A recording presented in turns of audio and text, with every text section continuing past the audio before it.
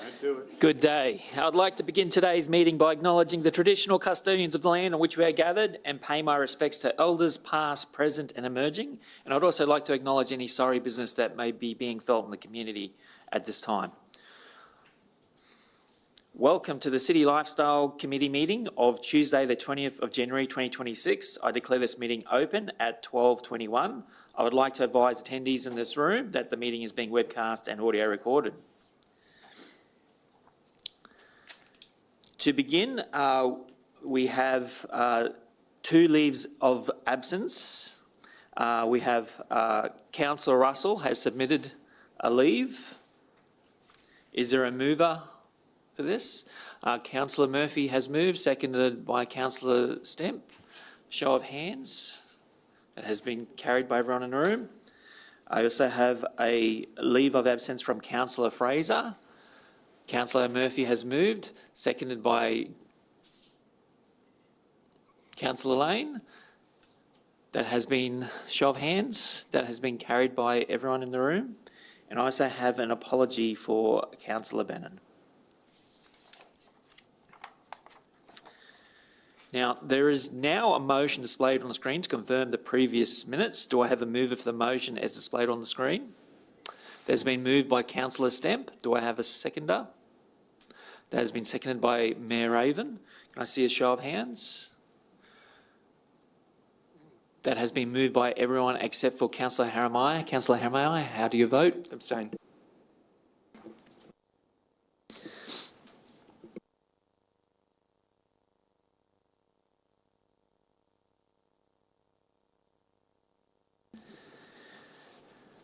I now refer to the declarations of conflict of interest. Do any councillors wish to declare a conflict of interest for any of the agenda items for today? There being none, we'll move right into it. I'd just like to note I have the Acting Executive General Manager and Community and Lifestyle, Mr. Brad Page, who's filling in for Mr. Brad White while he's having some time.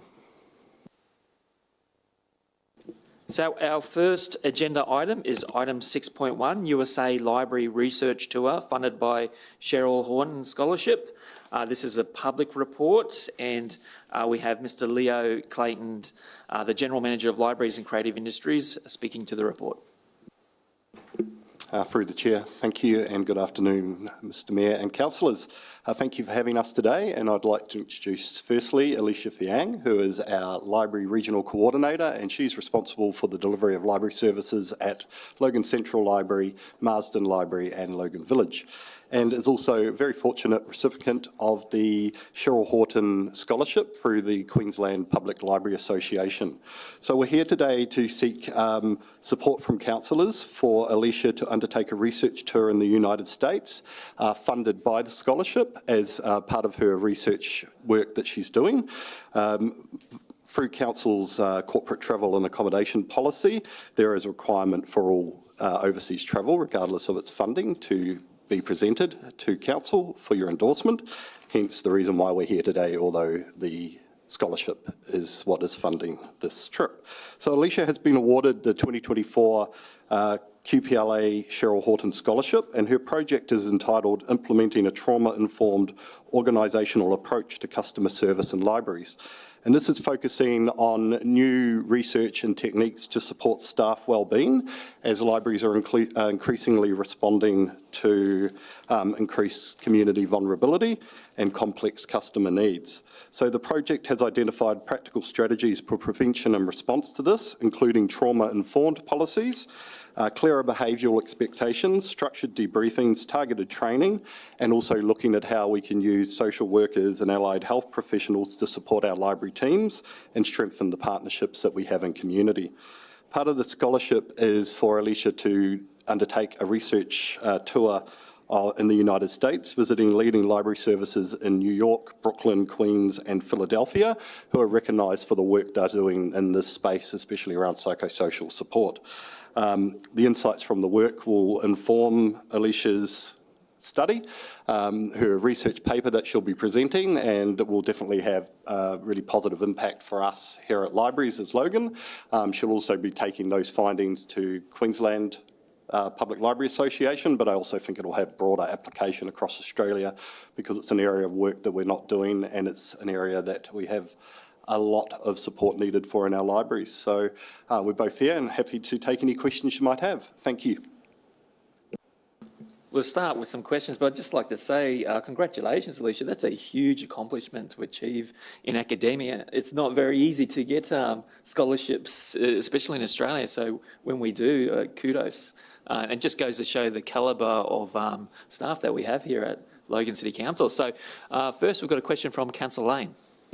Not so much a question as more a statement, Mr. Chair. When I first read this report, my concern, and congratulations, by the way, Alicia, my concern wasn't about you travelling.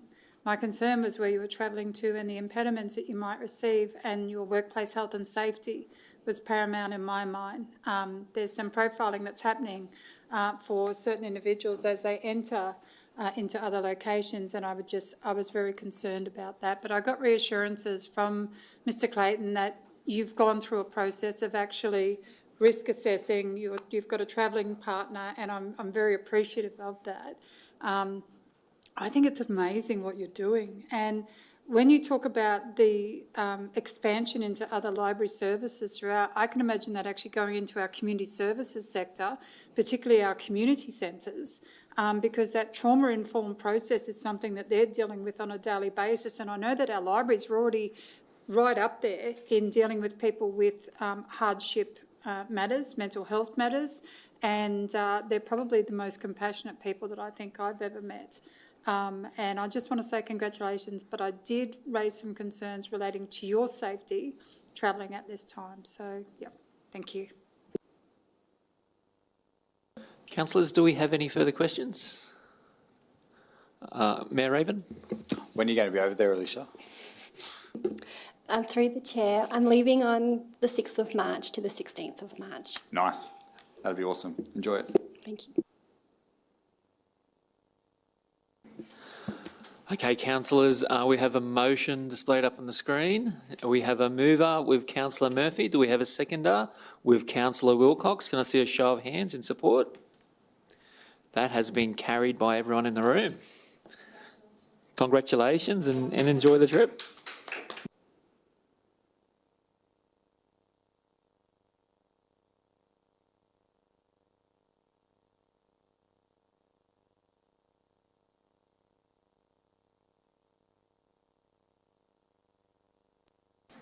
Okay, do any councillors have any general business for the libraries and creative industries for Mr. Leo Clayton? There being none, we'll move on to the next agenda item. Okay, so it's item 6.2, BAC2, request for approval for disposal of interest in land. This is our public report, and our presenting manager is the General Manager for Sports and Community Infrastructure, Mr. Ben O'Brien.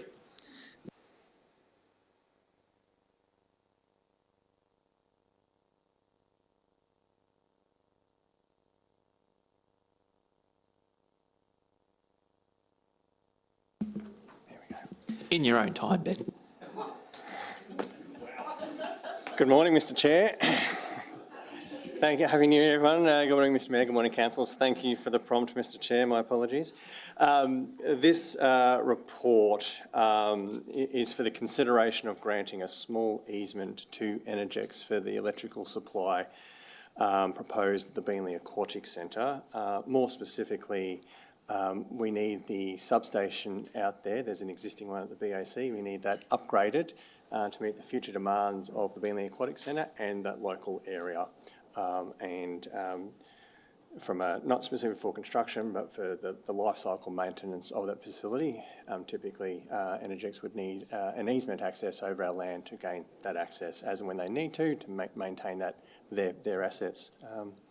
That's the crux of the report, and happy to take any questions. Councillors, do we have any questions? Councillor Murphy.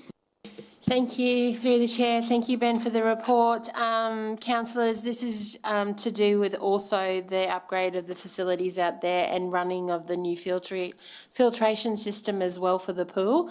It's a needed requirement for this, and I thank you for bringing that report forward so we can get on with opening the pool and we can all go and do swim lessons together, okay? That's what I'm hoping for. Thank you. Happy to move this report as well. Okay, there being no further questions, we have a motion up on the board which has been moved by Councillor Murphy. Do I have a seconder? That's been seconded by Mayor Raven. Can I see a show of hands in support? That has been carried by everyone in the room.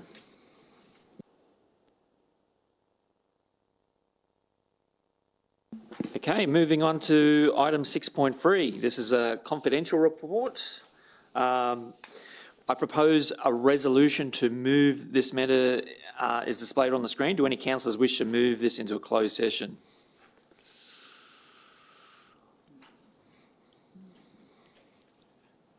Okay, no councillor wishes to move this into a closed session. So this is a confidential report. Community Sports Development proposed agreement amendment. I'll ask you to speak to the report, Mr. Ben O'Brien, keeping in mind that this is a confidential report. Thank you, Mr. Chair. This report considers a contractual amendment to the Community Sport Development proposal and the ongoing operating arrangements at the Logan Metro Sports Park. For Council, I'd just like to note one amendment to the report in Section 8. I'd just like to acknowledge that the Divisional Councillor was informed of this report, however not consulted on this report, just for the record. And I'm happy to take any questions, councillors. Councillors, do we have any questions? Councillor Jeremiah. Thank you. In the future, can the council officers, when it's about contracts and changes to contracts, can they include the contract, any subcontracts and any related contracts as an attachment to the report? Is that possible for this and for future items? Thank you for the question, Councillor. Happy to include those confidential attachments, and if you like, I can circulate those copies of those contracts and clauses to all councillors post this committee. Thank you. Okay, Councillor, there's been no further questions. We have a motion up on the board. Can I have a mover for that motion? That's been moved by Mayor Raven. That has been seconded by Councillor St. Ledger. Can I see a show of hands in support? Okay, we'll go around the room. Councillor Bradley? Abstain, thank you. Councillor Lane? For. Councillor St. Ledger? For. Councillor Jackson? For. Councillor Jeremiah? Abstain with a reason. Sure. I support utilising this club, activating the land there, but I'd like to read all of the relevant contracts before I make a decision, so I'll be abstaining for now. Understood. Mayor Raven? For. Councillor Stemp? For. Councillor Wilcox? I'll abstain for extra information. Councillor Murphy? For. And I'm for. So that has been carried.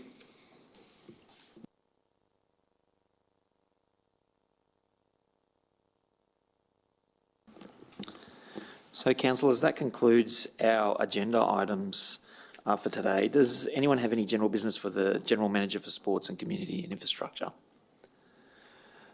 Councillor Bradley. The appropriate officers are in front of us. So I recently attended, just before Christmas, the Underwood Park Run's 9th birthday. Obviously a big one this year. And I spoke to them about the cafe at Underwood Park, and my understanding staff were going to talk to them, but no one has. So I'm just curious, is that possible to actually happen?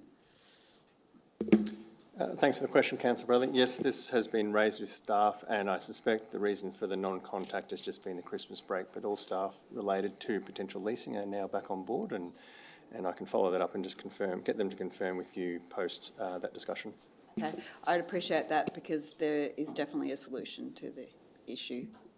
I know I might sound a bit cryptic, but the officers probably know what I'm talking about. Councillor Jeremiah. Thank you, Mr Chair. My question's about two projects, both social infrastructure projects.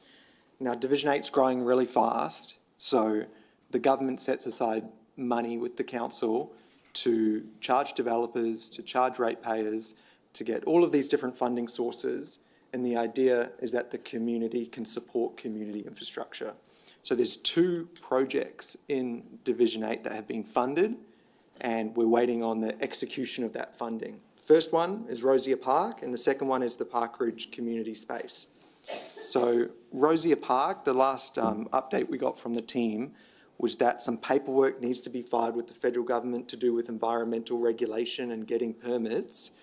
My understanding, according to the update, is that it will be lodged after a final review that was getting done last month.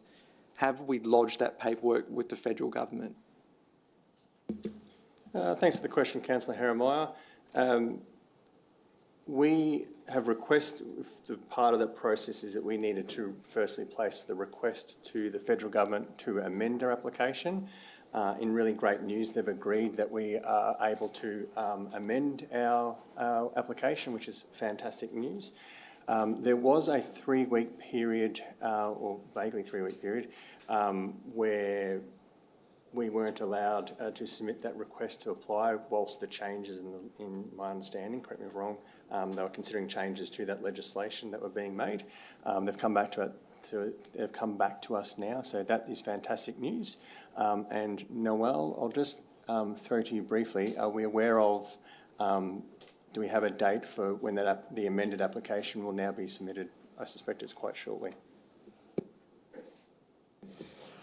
Through the chair, we will be referring that through. Sorry, I'm just at the end of January. So we have received the approval from the federal government to do that on the 9th of January, and we will be putting that through at the end of January, beginning of February. Okay, so that's good to hear. It would be great to get a proper project update with an updated Gantt chart regarding this new development. That would consist of approvals, final design, build, outline the dependencies in this project so we can understand what's coming up and what should the community expect in terms of timelines for this infrastructure to get delivered. Another item is, how often are project updates being provided by the council officers to the local club there that's interested in this space? Noel, I might throw to you in regards to Alex's meetings with the local stakeholders. We last met, through the chair, with the stakeholders at the end of last year for their input to the design, and we will arrange another update soon. Okay, that's I'll email you that question to get a clear answer. There was a commitment that written project updates will be provided to the club, so that would be great to understand how often those are being provided in writing. The next big project that's going on that is quite exciting for the community is the Park Ridge Community Space. Now, my understanding is we're looking at construction next financial year. Is that still the timeline? As best I understand it, yes. So per the last update, which is probably towards the end of last year, we've pinned down the concept and we've moved into design. So typically, yes, I would foresee that the design should be completed within the coming 6 months as a typical time frame, which would put us into next financial year for construction commencement. Great. And for that, how is the council working to make sure that any lead times in terms of construction can be absorbed into the design stage? For example, if it's determined that the community centre will be built with a steel frame, we can get the ball rolling on ordering that steel frame during the design stage, so we're not waiting on materials during the build. is there consideration to overlapping these two stages so we can get that community infrastructure delivered ASAP? Great question. We're getting, but I probably have to take that question on notice. The reason why is my understanding is we've engaged a contractor, a consultant to undertake the design. Procurement process would be undertaken for a construction contractor. The construction contractor we would normally engage to procure and handle that steel frame. They'd have to be engaged at a certain percentage of the way through the design to understand what they're procuring, unless we entered into an early contractor involvement process during the design phase. Typically not standard on smaller projects. What we do through the design phase, though, is understand, are there any supply chain issues with materials? Typically we try and seek Australian or domestic materials rather than international supply materials to minimise the supply chain risk. But if there are certain risks that we're aware of, then typically we would make allowances for that. So happy to explore that further with you. I'm not aware at this stage of any undue supply chain risks around materials, but if there is, we would absolutely make exceptions to address that in the construction delivery phase. Great, thank you, looking forward to it. Councillors, any further questions for Manager Berry? No? Does any councillors have any general business for the acting executive general manager for Community and Lifestyle, Mr. Brad Page? Councillor Lane. Thank you. Just some feedback. Mr. Page, the Parks team and obviously planning members have been absolutely amazing when discussing our super mega skate park in Kingston. And they're very motivated to understand what the vision is. And I appreciate that on Monday I had a meeting with Ms. Moore from Parks, and her feedback to the staff was quite comprehensive, and you were literally in my office 3 minutes after she'd left to explain something. So I really appreciate the feedback and the support of the team. So I think it's going to be a ripper, and I think once we bed it down and get all of the nuts and bolts done, we can go hunting for funding and it'll be magic for the community. So thank you very much. I just wanted to give that feedback. Okay, councillors, there being no further questions, I declare the City Lifestyle meeting of the 20th of January concluded at 12:43.